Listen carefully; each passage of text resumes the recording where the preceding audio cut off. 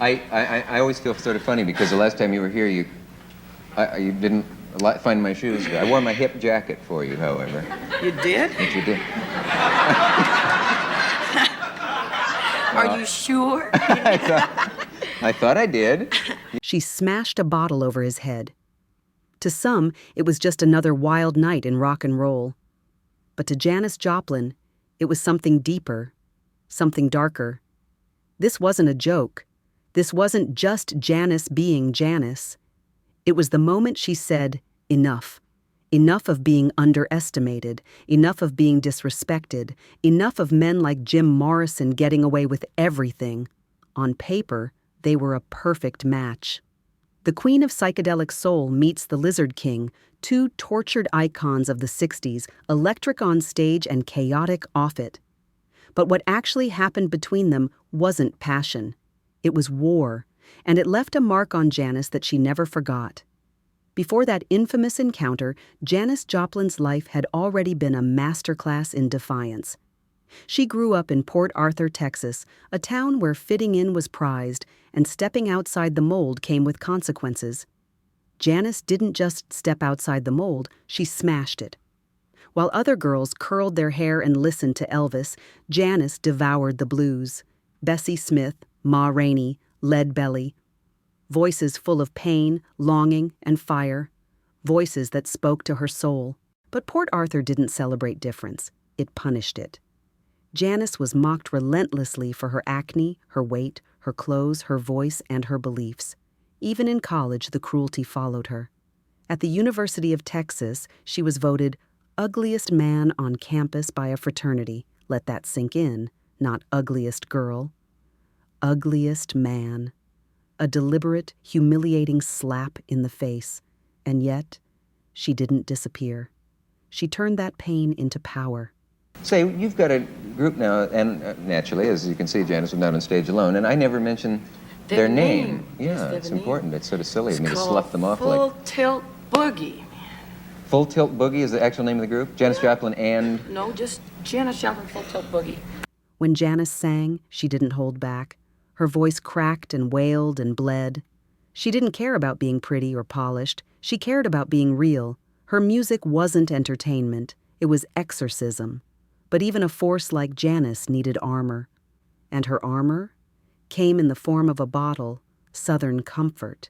It wasn't just a drink. It was her shield, her sidekick, her courage in liquid form. She took it on stage, off stage, in interviews. It became part of her identity, and oddly enough, part of her brand. The makers of Southern Comfort never paid her, but they sent her a full-length lynx fur coat and hat as thanks for the publicity. She wore it with pride. But here's the thing about comfort. It can turn on you. That same bottle that gave her strength also numbed her pain. It blurred her edges, and slowly it began to chip away at the woman beneath the icon. Behind the beads and the raspy laugh, Janis longed for something else entirely, love. Not the kind of love written about in magazines or sung about in choruses, the kind that makes you feel safe, seen, worthy. But Janis's love life was a string of heartbreaks, fleeting romances, one-sided affections. She gave herself fully and often got nothing in return. One of the most telling examples?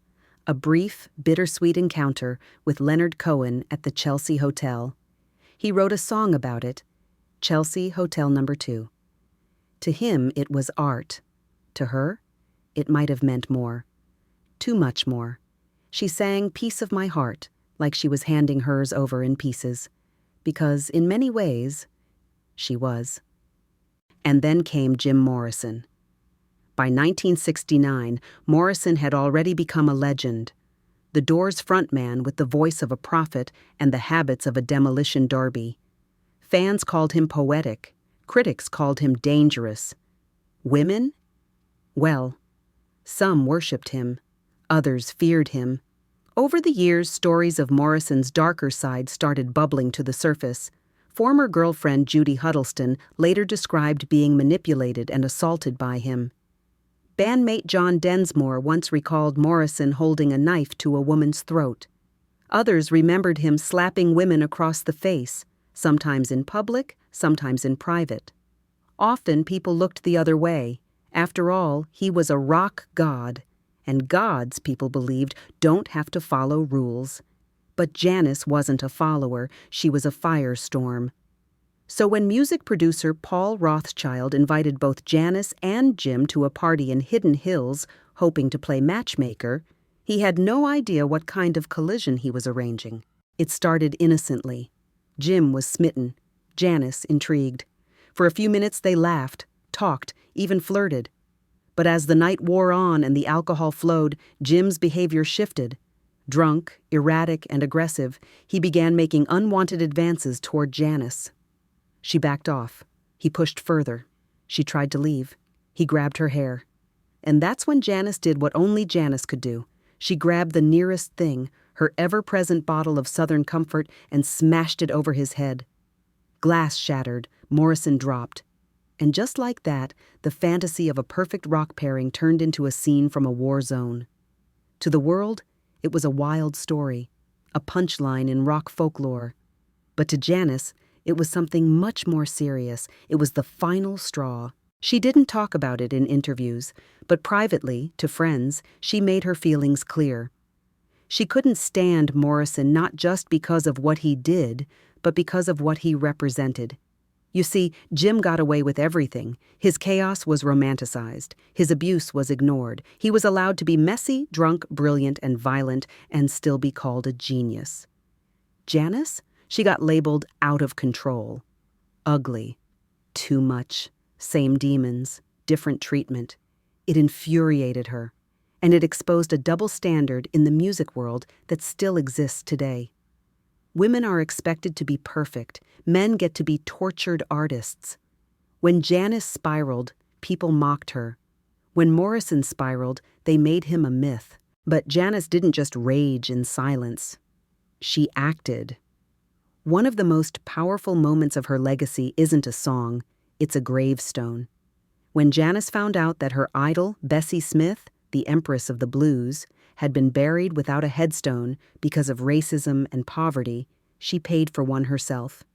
"The greatest blues singer in the world will never stop singing," it read, and neither would Janis, because Janis Joplin wasn't just a voice. She was a reckoning, a reminder that greatness doesn't always come wrapped in glitter. Sometimes it comes with scars, with heartbreak, with a cracked bottle in your hand and a scream in your throat.